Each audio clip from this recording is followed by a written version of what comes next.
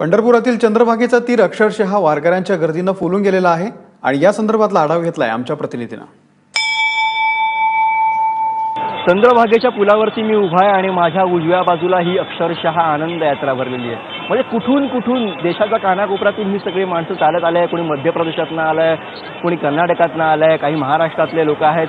म्हणजे ही सगळी माणसं कुठून आले आहेत हा एक प्रश्न पडावा या सगळ्यांकडे बघून, इतकी ही गर्दी आहे। म्हणजे लाखो वगैरे आपण उल्लेख करतोय, पण थोडक्यात समजेल अशा भाषेत सांगायचं तर मी आयुष्यात पहिल्यांदा इतकी गर्दी पाहतोय, इतकी ही प्रचंड गर्दी आहे जी आता चंद्रभागेच्या तीरावरती आपल्याला बघायला मिळते। खरं तर हा सगळा फक्त या विठ्ठलाचा उत्सव नाही आहे, हा सगळा या नद्यांचा उत्सव आहे। इंद्रायणीपासून सुरू झालेला हा प्रवास निरेकडून आता चंद्रभागेवरती येऊन ठेपलेला आहे। चंद्रभागेच्या तीरावरती हा सगळा वैष्णवांचा मेळा भरलेला आहे। लाखो लोक इकडे आहेत, अगदी पहाटेपासूनच चंद्रभागेमध्ये स्नान करण्यासाठी सगळे जमलेले आहेत। आपण जर पाहिलं तर या छोट्या पुलावरती, चंद्रभागेवर असणाऱ्या या छोट्या पुलावरती जो अगदी अरुंद आहे त्याच्यावरती हजारोंच्या संख्येनं जाणारी लोक आपल्याला बघायला मिळत आहेत। अगदी पहाटेपासूनच ही माणसं अविरत चालत आहेत, पंढरपूरच्या पांडुरंगाच्या दर्शनासाठी विठ्ठल मंदिराकडे मार्गस्थ होत आहेत।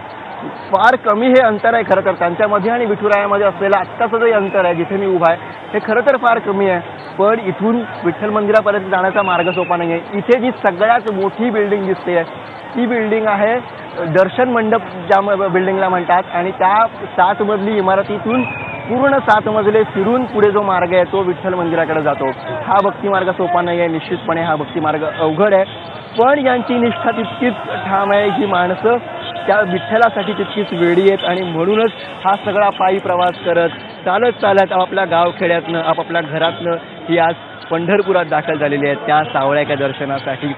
फार अवर्णनीय असा हा सगळा सोहळा आहे, फार अचाट हे सगळं दृश्य आहे जे आपण आपल्या कॅमेऱ्याच्या माध्यमातून बघतोय। कॅमेरामन योगेंद्र गुप्तासह मी गुरुप्रसाद जाधव, ABP माझा, पंढरपूर।